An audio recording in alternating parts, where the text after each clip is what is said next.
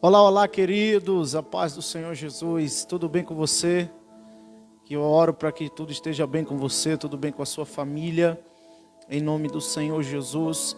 Queridos, estamos aqui mais uma noite para a gente fazer aqui mais um comentário no livro de Atos dos Apóstolos, onde nós estamos estudando aqui, capítulo por capítulo, passagem por passagem, trazendo um comentário para edificar a nossa vida, para juntos crescermos no conhecimento dessa palavra aqui, no livro de Atos dos Apóstolos, onde nos revela tanta coisa interessante, onde nos revela tantos propósitos de Deus para a igreja, onde nos revela aquilo que Deus espera da igreja, aquilo que Deus quer fazer através da igreja, né? Nessa jornada crescendo com Atos dos Apóstolos. Hoje nós já estamos no capítulo 9.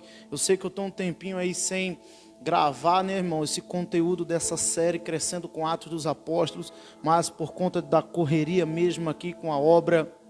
Hoje nós somos duas igrejas, né? E Deus tem nos dado graça, Deus tem nos dado vitória, as igrejas estão crescendo, Deus tem nos abençoado.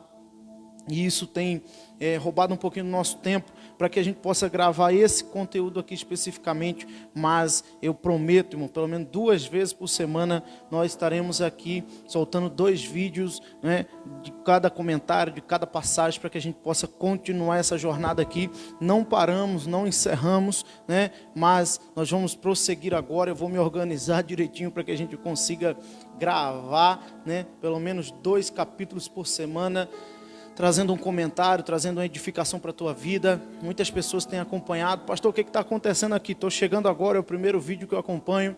Então, nós estamos fazendo uma série intitulada Crescendo com Atos dos Apóstolos, onde a gente comenta capítulo por capítulo, né, passagem por passagem, aqui trazendo um comentário, né, dentro desse livro tão lindo, desse livro tão maravilhoso.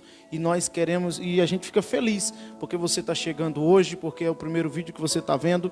Esse não é o primeiro da série, nós já vamos hoje para o capítulo 9, né? Nós temos já alguns vídeos aqui que já estão numa playlist intitulada Crescendo com Atos dos Apóstolos. Como eu sempre falo, se você quiser começar daqui e depois voltar lá no início para você começar do começo, você fica à vontade. Pastor, vou encerrar esse vídeo aqui, vou começar lá pelo vídeo da introdução, vou pegando vídeo por vídeo, capítulo por capítulo, para que eu possa crescer, assim vai ser melhor para mim. Fica à vontade, faça da melhor forma para você, tá bom? Mas a verdade é que é um grande prazer, uma grande alegria poder contar com a sua presença aí, para a gente ir junto nisso daqui, tá? E você que já vem com a gente aí desde o começo, que Deus te abençoe, que Deus te dê graça, que Deus te dê vitória, né? Fica à vontade, querido, para aí nos comentários deixar a sua pergunta, deixar algo que você queira acrescentar, para também crescermos aí com o seu comentário. Vai ser um prazer ouvir, ler o seu comentário, vai ser um prazer poder compartilhar algo com você também, tá bom? Em nome de Jesus. Mas antes da gente começar, deixa eu pedir algo para você. Se você ainda não é inscrito no nosso canal, se inscreve no nosso canal aí, tá? Em nome de Jesus, ativa o sininho das notificações.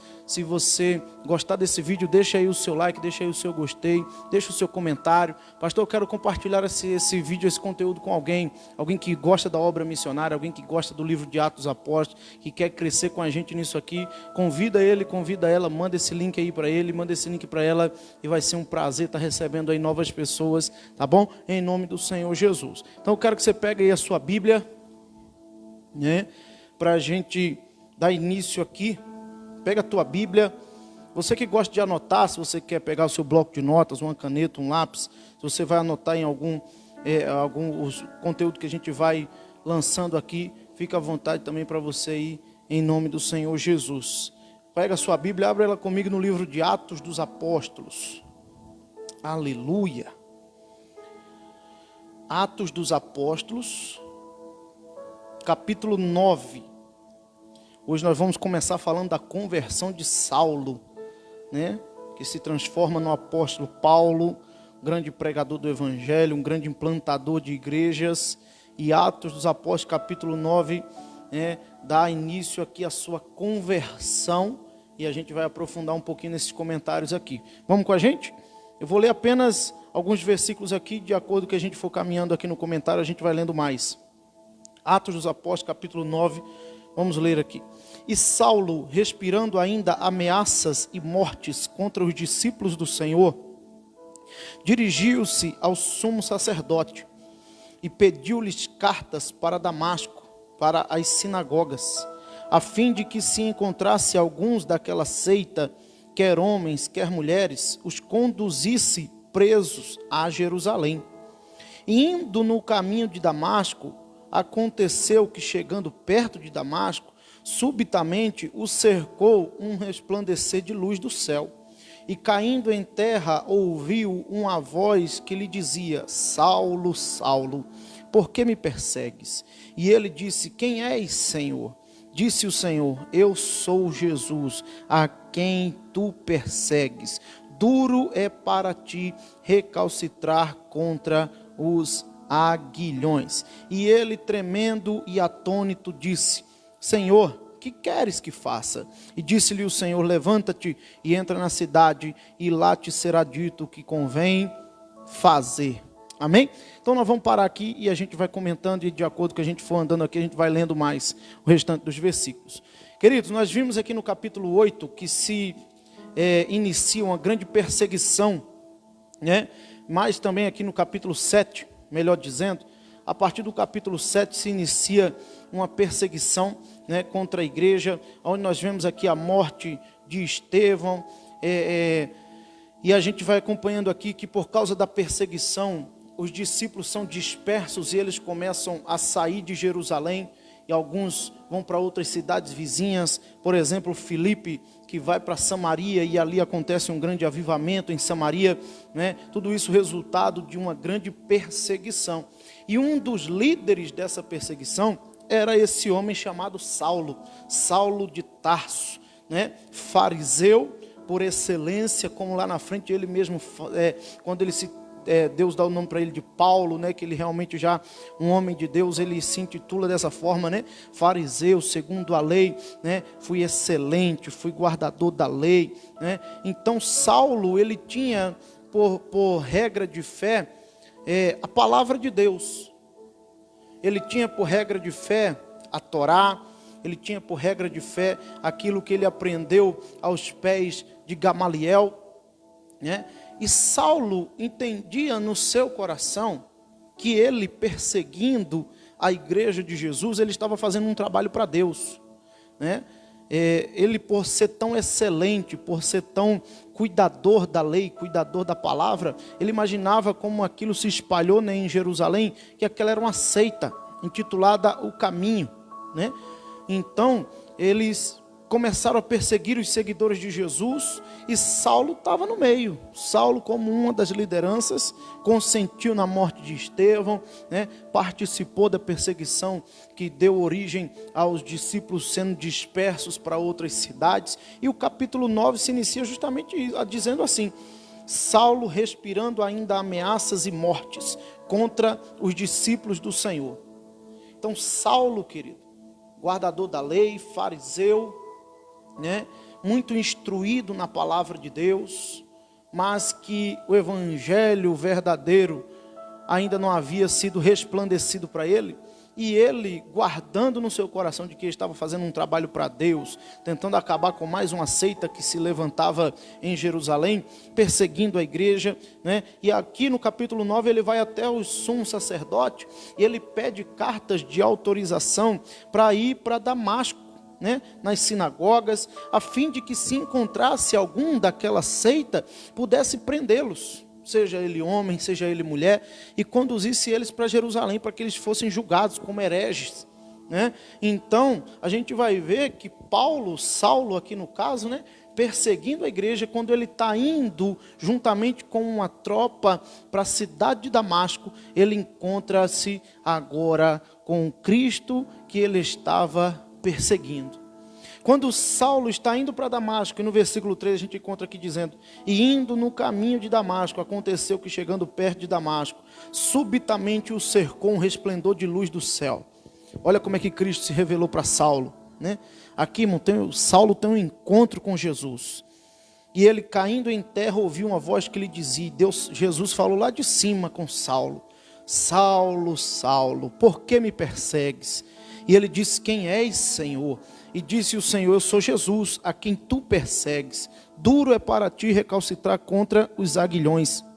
O interessante é que Saulo estava perseguindo a igreja. Saulo estava perseguindo os discípulos. Mas quando Jesus se revela para Saulo, Jesus diz para ele: eu sou Jesus a quem tu persegues. Aqui a gente chega ao entendimento, né, querido, que tudo que se levanta contra a igreja está se levantando contra o próprio dono da igreja. O dono da igreja é Jesus. E tudo que se levanta com perseguição, com calúnia, com difamação, tudo que se levanta para vir contra nós, não está lutando diretamente contra nós, está lutando contra o dono dessa obra, está lutando contra o dono da igreja, está lutando contra aquele que morreu na cruz por essa igreja, né? A igreja de Jesus na terra. Então ele diz: eu sou Jesus a quem tu persegues. Então Saulo estava perseguindo o próprio Cristo. Saulo estava perseguindo o próprio dono da igreja. Duro é para ti recalcitrar contra os agrilhões. E ele, olha a reação de Saulo, ó, versículo 6. E ele, tremendo e atônito, disse: Senhor, que queres que eu faça? Queridos, essa frase aqui carrega uma revelação muito profunda, porque há uma certa discussão de se Saulo se converteu imediatamente ali ao encontrar-se com Jesus, ou se ele se converte posteriormente, quando ele já está dentro da cidade, que mais na frente aqui a gente vai ver que o discípulo Ananias vai até onde Saulo está, ora por Saulo, batiza Saulo, Saulo é cheio do Espírito Santo, mas aqui a gente encontra, querido, um forte indício de que a conversão de Saulo, ele experimentou a conversão imediata. Quando ele cai e que Jesus fala com ele, automaticamente essa expressão, Senhor, que queres que eu faça? Essa expressão mostra uma verdadeira conversão, um quebrantamento de coração. Essa expressão de Saulo demonstra que ele está agora quebrantado diante de Cristo e com disposto a uma das principais atitudes de alguém que se converteu a Jesus, que é obedecê-lo. Por isso que Saulo pergunta: que queres que eu faça? Né? E ele diz: e disse-lhe o Senhor: levanta-te e entra na cidade, e lá te será dito o que convém fazer. E os varões que iam com ele pararam espantados, ouvindo a voz, mas não vendo ninguém. Já imaginou, irmão, que cena?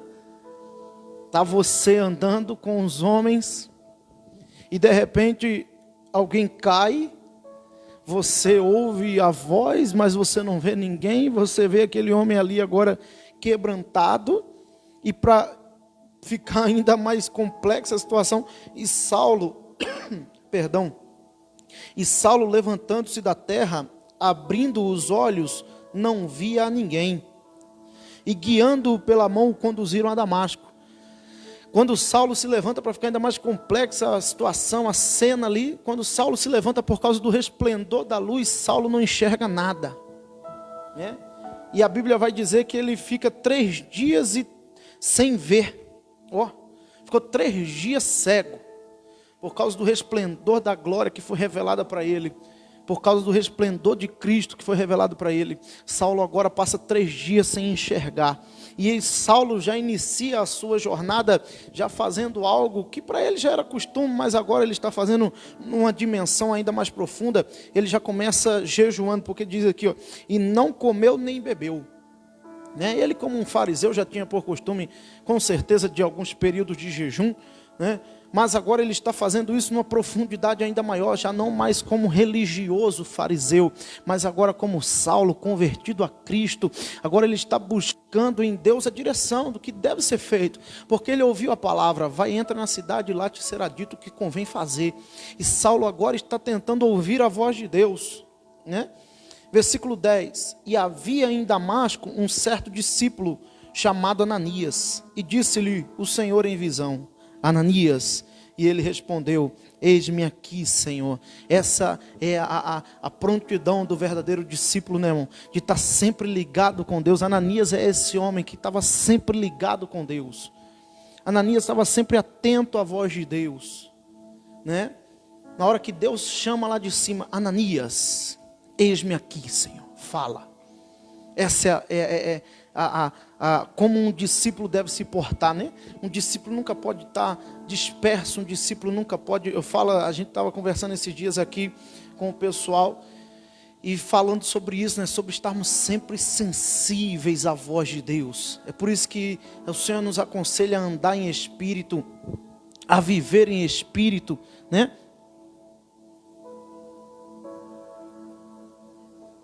Para que a gente possa estar sempre sensível à voz de Deus. Para que a gente possa estar sempre sensível ao comando de Deus.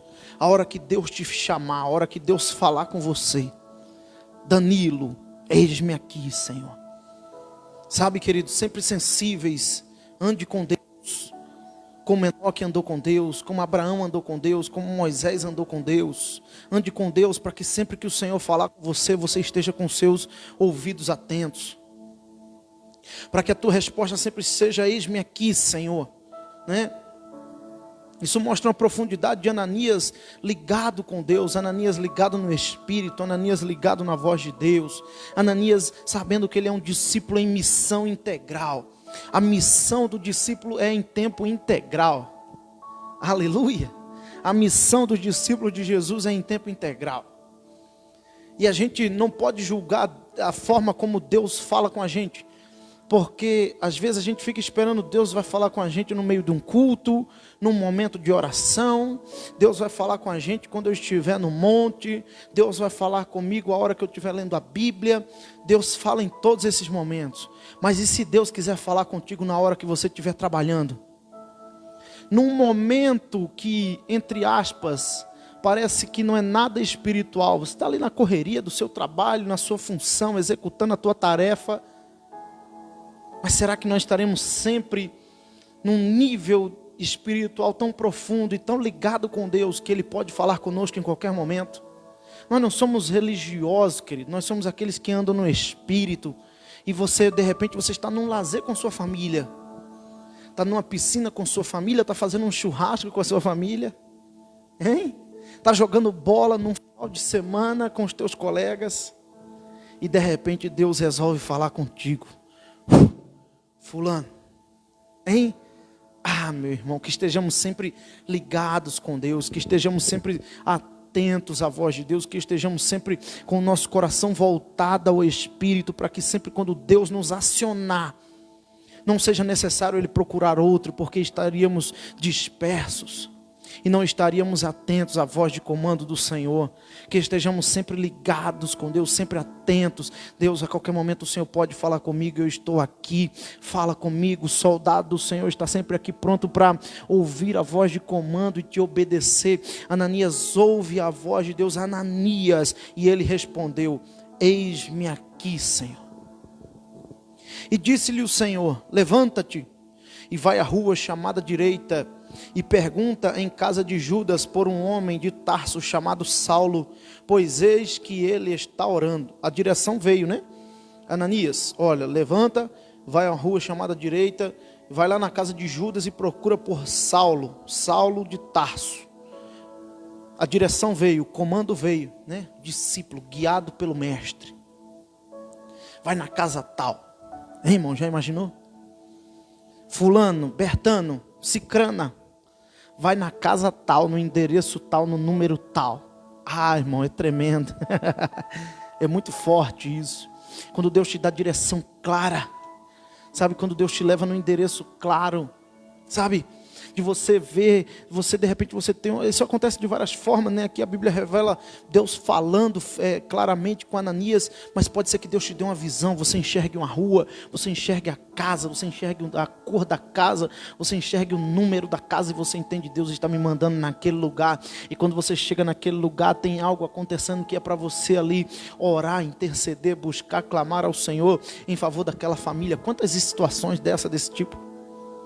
Poderíamos ficar aqui falando mais um tempo sobre situações dessas, onde Deus dá uma direção claríssima, né? Vai ali, vai na casa tal, que estejamos sempre sensíveis com Deus. Quantas vezes, queridos, eu aqui no meu serviço pastoral, e vem aquela intuição, né? Eu vou falar intuição, vem aquela, sabe, aquela direção no Espírito. Eu usei a palavra intuição, né?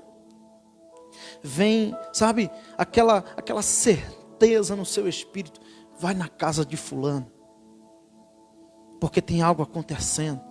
E você chega lá e você chega meio que para fazer uma visita e você percebe o porquê que Deus te levou ali naquele lugar. Vai ali em Cicrano, fala com ele. E a princípio você chega lá e você não sabe nem muito o que falar, o que eu vou dizer, para que eu vou chegar lá.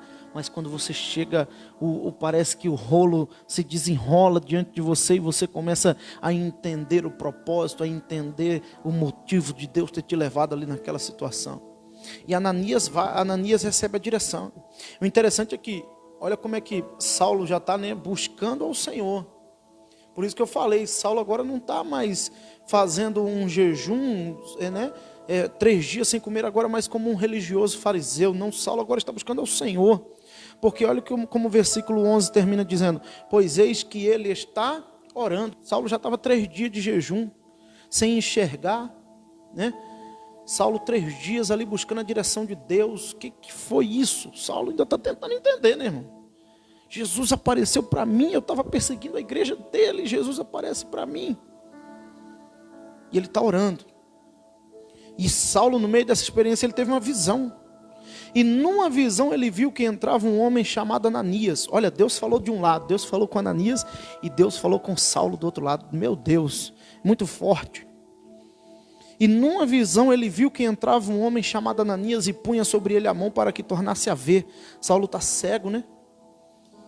E Saulo viu. Irmão, é tremendo isso. Como meu coração está alegre com essa palavra. Por entender o sobrenatural de Deus, por ver como Deus estava agindo, né? Deus falou com Ananias de lá, e Deus falou com Saulo de cá. Vai até Saulo, e de cá Deus fala com Saulo: Saulo, Ananias está vindo até você, ele vai orar por você, e você vai voltar a enxergar. É muito forte isso, irmão. Aleluia. Muito forte isso diante da palavra de Deus. Aleluia. E respondeu Ananias. Aqui entrou Ananias deu uma titubeada. E respondeu Ananias: Senhor, de muitos ouvi acerca deste homem, quantos males tem feito aos teus santos em Jerusalém. E aqui tem poder dos principais dos sacerdotes para prender a todos que invocam o teu nome. Ananias aqui ficou um pouco preocupado. Senhor, é esse cara mesmo? Eu tenho que ir lá orar por ele. Eu tenho escutado tudo que esse cara tem feito contra a tua igreja. Esse é Saulo de Tarso. Eu tenho escutado quantos males ele tem feito. O interessante é que ele diz aqui, quantos males tem feito aos teus santos. Olha como a expressão de Ananias, em direção à igreja. Ele se refere aos crentes como santos, né? Não santos para serem idolatrados. Não santos, com todo respeito à fé católica, mas esses santos aqui tem muito a ver com santificados. Não é santo em si mesmo, é santificado em Cristo. É a mesma coisa quando a Bíblia nos chama de justos. Nós não somos justos em nós mesmos. A Bíblia está falando de sermos justificados em Cristo, né? E aos santificados em Cristo. É o que Ananias está dizendo, né? E ele continua dizendo aqui, os crentes do Novo Testamento são chamados de santos. A ideia básica do termo santo, em grego, me perdoe aqui a pronúncia se eu estiver errado, é ágios ou hagios. É separação do pecado. A ideia de santos aqui é de um povo separado do pecado e separado para Deus. Os santos, noutras palavras, são os separados para Deus, ou os santificados em Deus. Isto significa ser guiado e santificado pelo Espírito Santo, largar o mundo a fim de seguir a Jesus, né? Está compreendendo o sentido aqui de santo? Santificado em Deus, separado do mundo, separado, fora do pecado, separado para Deus. E Ananias fala isso com Deus, né? Olha, Senhor, eu tenho escutado os males que ele tem feito em Jerusalém. E aqui em Damasco ele pode fazer o que ele quiser, ele tem autorização dos principais dos sacerdotes. E vem um versículo tão forte que Deus fala com Ananias. Disse-lhe, porém, o Senhor: vai, porque este é para mim vaso escolhido, para levar o meu nome diante dos gentios e dos reis, dos filhos de Israel. E eu lhe mostrarei quanto deve padecer pelo meu nome. Saulo, apesar de ter começado, e eu creio, irmão, na sinceridade do coração de Saulo, enquanto fariseu, para perseguir a igreja, porque ele julgava estar fazendo um serviço para Deus. Mas quando Jesus se revela para ele, Jesus se revela dizendo para ele: olha, agora eu te escolhi, e você vai levar o meu evangelho para os gentios, para os reis, aos filhos de Israel. O interessante é que Deus fala, né? Jesus já fala logo, ó, eu lhe mostrarei quanto deve padecer pelo meu nome. Se você estudar a história da vida do apóstolo Paulo, você vai ver que a história da vida do apóstolo Paulo, após se converter, é uma história de sofrimento por amor a Jesus. De um homem que verdadeiramente pôde falar: em nada eu tenho a minha vida por preciosa. Preso muitas vezes, açoitado muitas vezes, quase morreu em naufrágios, né? Em jejuns, em vigílias, como ele mesmo fala, né? Perseguido, tão perseguido. Agora aquele que perseguia passou a ser perseguido por amor a Jesus. E olha a obediência de Ananias, versículo 17. E Ananias foi e entrou na casa, impondo-lhe as mãos, disse: irmão Saulo, o Senhor Jesus, que te apareceu no caminho onde vinhas, me enviou para que tornes a ver e seja cheio do Espírito Santo. Então Saulo tinha visto, né? Ananias vai vir, vai orar por você para que você torne a ver. E Ananias ora por ele para que ele torne a ver e seja cheio do Espírito Santo. Esse é um detalhe que Atos dos Apóstolos revela profundamente para nós, que a igreja primitiva tinha por preocupação, se assim eu posso dizer, ou melhor, não preocupação, mas como prioridade, o novo convertido ser cheio do Espírito Santo. A igreja primitiva tinha como prioridade: o camarada se converteu, confessou a Jesus, né?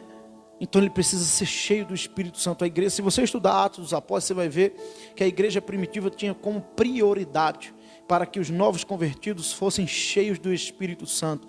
Quando Filipe vai para Samaria, prega o evangelho, a igreja em Samaria cresce. Pedro e João são enviados para Samaria, não com outro propósito a não ser para orar pelos crentes de Samaria, os novos convertidos, para que eles fossem cheios do Espírito Santo. Então a igreja tinha como prioridade, né, irmão, um novo convertido ser cheio do Espírito Santo. E nós, por mais que as gerações mudaram, vivemos outros tempos, mas nós não podemos perder de vista essa prioridade. Os novos convertidos serem ensinados, serem instruídos pelos mais velhos a buscarem ser cheios do Espírito Santo, a viver uma vida cheia do Espírito Santo, né? A ser batizados com o Espírito Santo e com fogo. É raro hoje nós vermos, né, irmão, ensinamentos onde os novos convertidos já busquem intensamente o batismo com o Espírito Santo e com fogo, buscar ali. Hoje nós vemos em alguns lugares tantas outras prioridades, tantas outras preocupações, né? Se converte hoje e procura saber se Jesus resolveu seus problemas terrenos, se converte hoje e procura saber se Jesus fez algum outro tipo de coisa. A igreja primitiva tinha por prioridade: você se converteu, agora você vai ser cheio do Espírito Santo. Vamos orar para você buscar o Espírito Santo, vamos orar para que o Espírito Santo te encha, para que você seja revestido de poder, né? E foi isso que aconteceu com Saulo. Ananias foi enviado para ele lá para isso. Versículo 18. E logo lhe caíram dos olhos como que umas escamas, e recuperou a vista, e levantando-se foi batizado. Então Saulo é batizado, né? Creio que o próprio Ananias, quem o batizou, né? Ele foi cheio do Espírito Santo. E agora, versículo 19. E tendo comido, ficou confortado, e esteve Saulo alguns dias com os discípulos que estavam em Damasco. O interessante é que Saulo já entra no ritmo, né? Estava ali com os discípulos, né? Olha só, Saulo se converteu. E Saulo foi andar perto de quem? Saulo foi andar com os discípulos. Saulo foi andar com aqueles que já eram mais crentes do que ele. Saulo foi andar perto daqueles que já tinham experimentado a fé, que agora Saulo estava começando a experimentar. Isso faz toda a diferença, né, irmão? Com quem o novo convertido vai andar? Com quem o novo convertido vai se aliar? Com quem o novo convertido vai ter uma aliança? Quem vai estar agora falando perto desse novo convertido? E Saulo foi andar com os discípulos, né? Versículo 20, e logo nas sinagogas pregava Jesus que este era o Filho de Deus. Saulo começou a pregar, se converteu, e em pouco tempo já começou a pregar. Vamos fazer a obra, vamos pregar, vamos anunciar que Jesus é o Filho de Deus. Versículo 21, todos os que o ouviam estavam atônitos e diziam, não é este o que em Jerusalém perseguia os que invocavam este nome, e para isso veio aqui para levar preso aos principais dos sacerdotes? Começaram a questionar, né, irmão? Esse é Saulo. Lá em Jerusalém ele perseguia essa fé que hoje ele professa aí. Essa turma que ele anda junto hoje aí, ele veio aqui para prender eles e levar eles para Jerusalém, para os sacerdotes. Agora versículo 22. Saulo, porém, se esforçava muito mais. Está compreendendo? Saulo, irmão, um cara excelente. Saulo, que vai se transformar em Paulo, é um cara extremamente excelente. Da mesma forma como ele era excelente como fariseu, perseguidor da igreja, agora ele traz essa excelência para Jesus.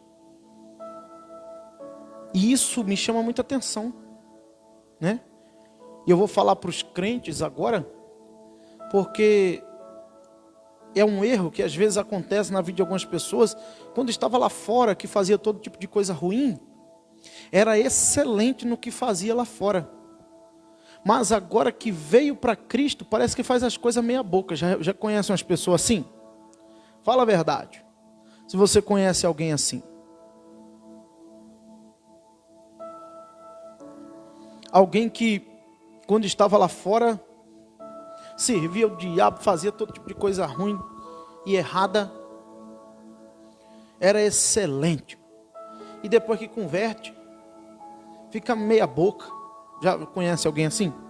Saulo se esforçava muito mais e confundia os judeus que habitavam em Damasco, provando que aquele era o Cristo. E tendo passado muitos dias, os discípulos formaram conselho entre si para o matar. Mas as suas ciladas vieram ao conhecimento de Saulo. E como eles guardavam as portas, tanto de dia como de noite, para poderem tirar-lhe a vida, tomando-o de noite, os discípulos o desceram dentro de um cesto pelo muro. Já imaginou uma perseguição em Damasco? Começou. Os judeus agora começaram a perseguir Paulo, né? Começaram a perseguir e guardavam as portas para que ele não pudesse fugir. E quando foi à noite, a igreja pegou Paulo, colocou ele num cesto e desceu ele pelo muro. E Saulo, foi embora. E ele foi para Jerusalém. Aqui em Jerusalém acontece algo tremendo. Acompanha comigo. E quando Saulo chegou a Jerusalém, procurava juntar-se aos discípulos. Mas olha o que acontece.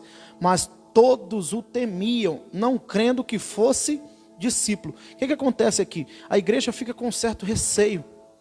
Porque Saulo era perseguidor ferrenho da igreja, irmão. Saulo perseguia com vontade mesmo. Tinha ódio dos crentes.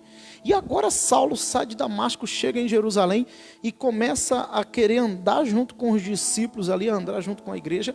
E a igreja, a princípio, rejeita Saulo. Não.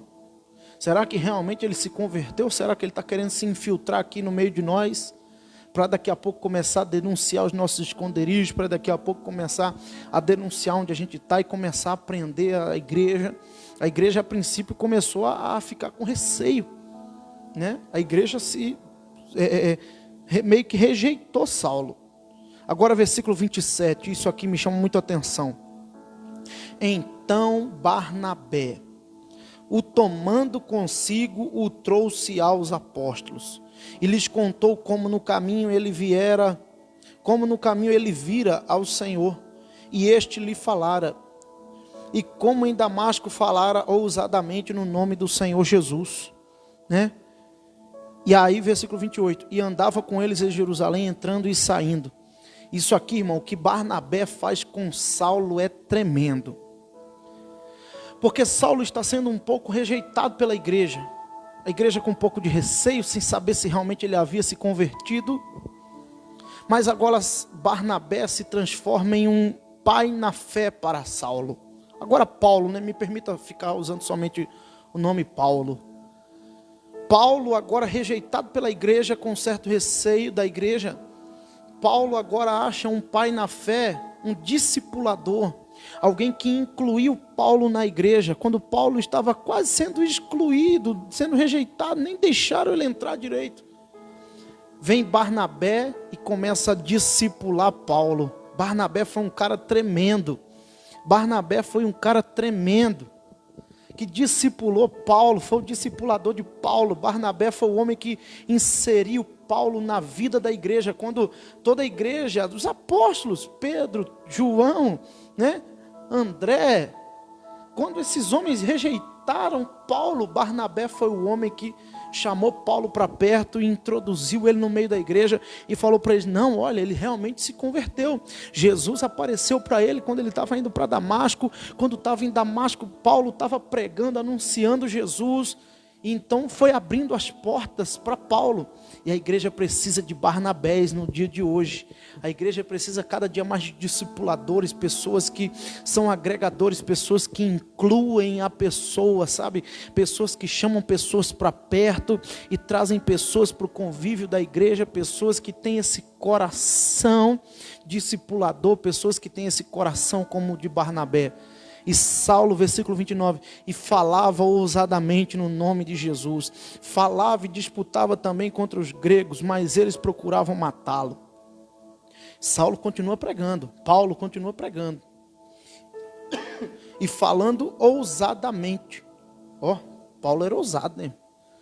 Paulo começa a pregar e Paulo a mesma, como eu vou bater nessa tecla de novo, a mesma excelência que ele colocava lá, no farisaísmo, na religiosidade, agora ele traz a mesma excelência para a vida dele com Deus e para o ministério dele enquanto servia a Deus aqui na terra. Paulo é esse cara. Ele disputava com os gregos, falava ousadamente, e eles começaram a querer matar Paulo ali. Sabendo, porém, os irmãos, o acompanharam até Cesareia e o enviaram a Tarso. Então, versículo 30, eles acharam por bem enviar Paulo, para a sua cidade natal, para Tarso. Enviaram ele de volta para lá, Estavam a perseguição, todo mundo agora estava querendo matar Paulo. Paulo era a bola da vez para ser morto. E enviaram Paulo de volta para Tarso. Aqui cabe um outro estudo, Porque nessa oportunidade aqui, quando Saulo é enviado para Tarso, ele não volta a princípio para Jerusalém, Ele fala isso lá na frente, se eu não me engano, na carta aos Gálatas, que ele passa 14 anos. Se não for na carta aos Gálatas, me perdoe, mas é em uma das cartas. Acredito eu, não me lembro agora, mas eu acredito que seja na carta aos Gálatas. Quando ele fala que ele passa 14 anos, após ter essa saída aqui de Jerusalém, ele vai para Tarso, e ele fala que ele foi pregar nas regiões da Arábia. Ele vai pregar o evangelho, e lá na frente, aqui, no capítulo